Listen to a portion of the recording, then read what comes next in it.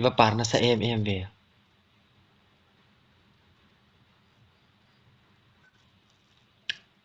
Sekarang mukbang lah, sekarang mukbang MM tetsu sorry lutok.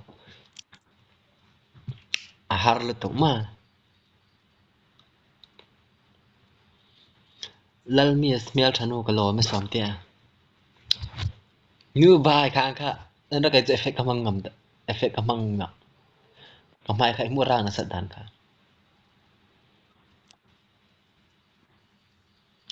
Tu na hen effect kamang lawa ka mai hi tiang hi.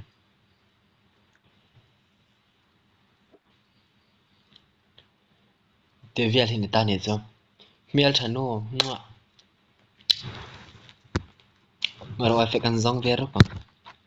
Ndam thada umro YouTube post ka post no mania. Zoom zong nan kamang no. Miss Christmas la Zaila and Klaber.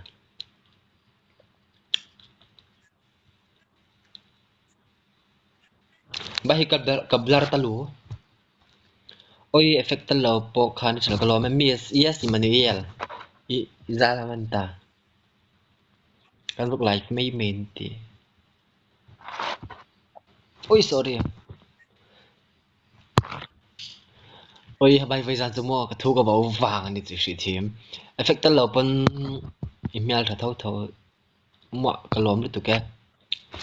Khlai khai zuk man thai nga lan no. Bai trong ka si thai no. Ô giàn thiang phim tí kha kha request bai trong si thấy le ram im om gì ma se mo hel tu na an tam nge ya kas salok te isoi ka si thai lo nia bai kala trong no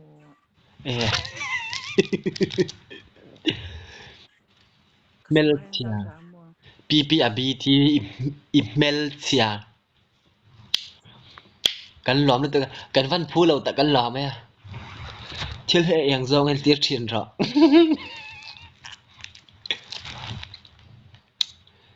Ivan Thiem Ivi Thiem i la bai vi cho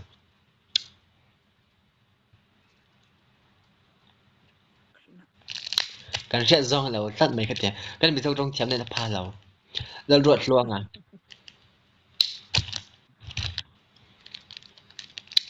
bai se khar ka pha ka ma flip talu I over talu